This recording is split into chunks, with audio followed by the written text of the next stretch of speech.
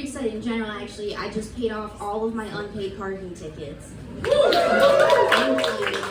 Thank you. And I'm sure you're like, how much money did it cost? It was $1,300 worth of parking tickets. Yeah, that's more than my rent. And yeah, I only paid it off because I got a letter from the state saying if I didn't, they were gonna impound my car.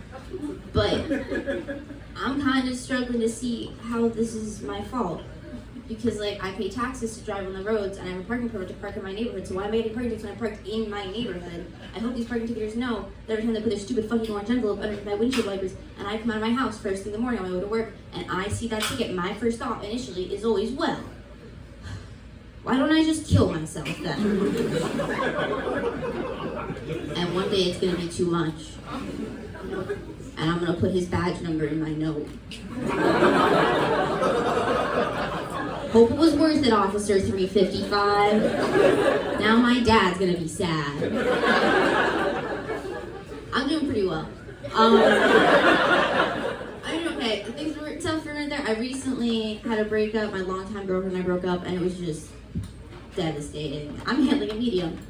I'm doing okay. I'm taking a lot of unnecessary risks to feel something. Nothing too crazy. I'm taking a lot of late night walks. By myself with headphones on. Fellas, I don't know if you know this, but if you're a girl, you are not supposed to do that. If you ask your friends who are women, hey, you take a lot of late night walks by yourself with headphones on? She'll say no. We are not supposed to do that. But I can. I can, because I've cracked the code. I've figured out the secret to successfully being a woman and taking a late night walk by myself with headphones on. And that secret is I'm not afraid to die.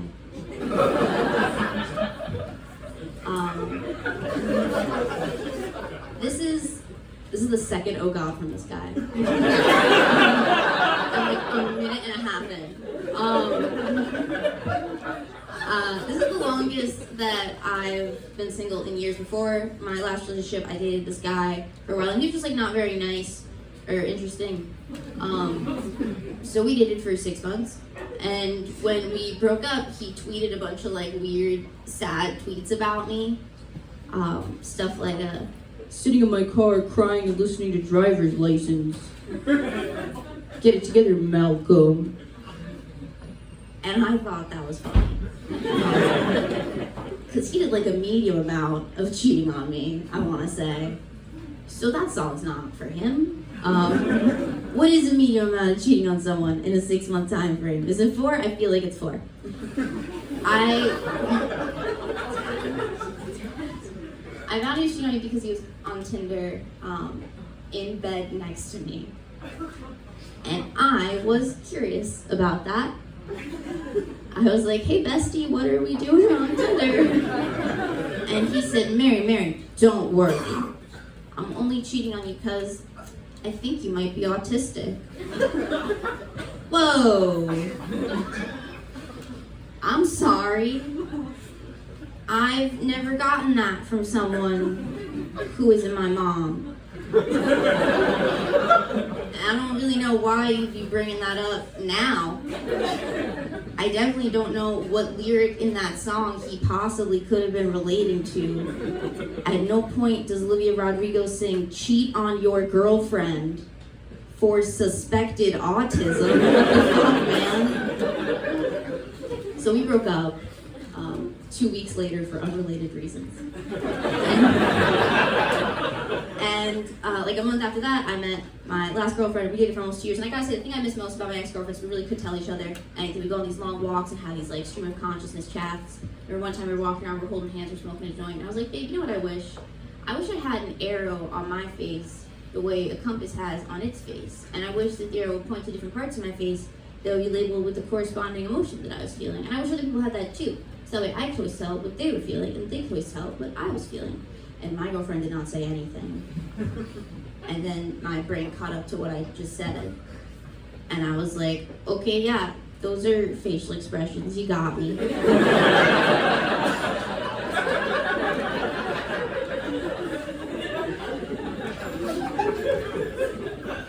So to recap, Should the boyfriend have cheated on me? No. Would me being autistic be a reason to cheat on me? Absolutely not. Did he maybe have a point? I don't know, I can't tell what your guys' faces are saying.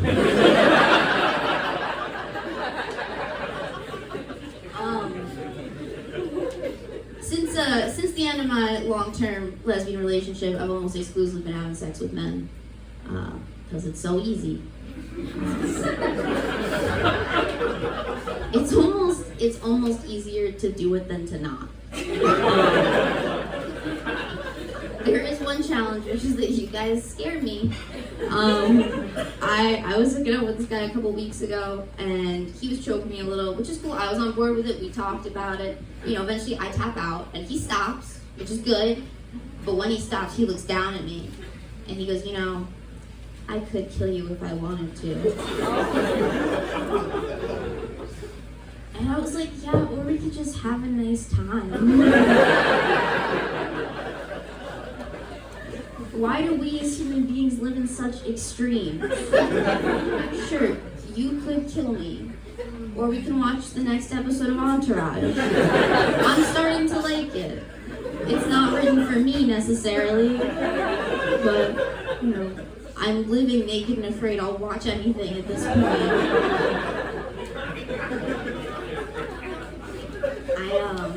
I did have one really fun sexual encounter recently.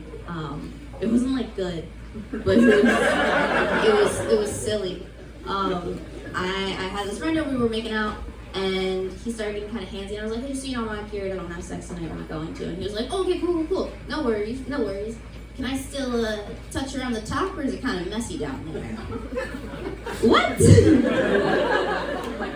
Can I touch around the top, or is it messy down there? Marry me right now. That's something only your soulmate says to you. Can I touch around the top? What's around the top? My mom's pubis? You wanna touch my mom's pubis, bro? Stand up, we're slow dancing.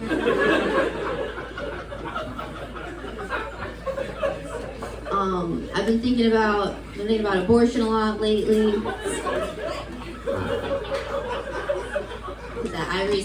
I had a late period, and I can't be responsible for bringing another generation of touch around the top guys in this world. And the thing about abortion is obviously, I feel, clearly it should be legal and safe and accessible and frankly free.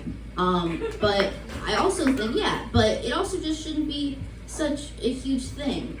Because there's a type of abortion where you can take one pill one time and you will no longer be pregnant. One pill, one time, done. Anything that can be fixed with one pill, one time, not that big of a deal. Okay, hear me out, all right? Let's say you have a friend and he says, I have depression. And then he takes a Prozac and he's like, I no longer have depression. You would say, that's fake depression, my friend. If it takes one pill one time to kill your baby, it's a fake baby, okay? Do not worry about it.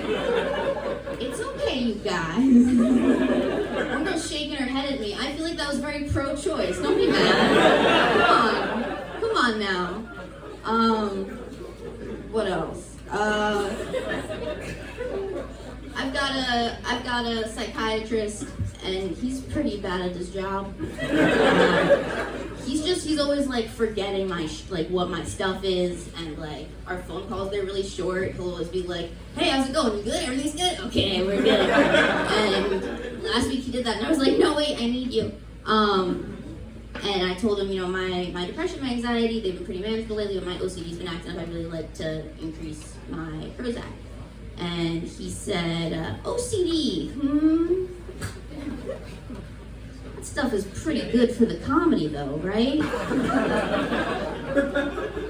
I was like, bro, you're a doctor. You're my doctor who I paid to give me medicine. And I'm telling you that I need more of the medicine. And you're telling me, no, don't take more of the medicine. You're so silly and sexy when you don't take the medicine. And that's really frustrating because that was my reasoning for not taking the medicine for such a long time and nobody liked that.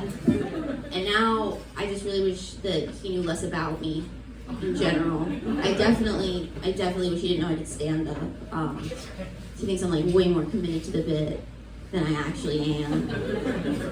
Like, he thinks when I turn the lights on and off 5 times to make sure that my dad doesn't die, I take a step back afterwards and I go, for comedy!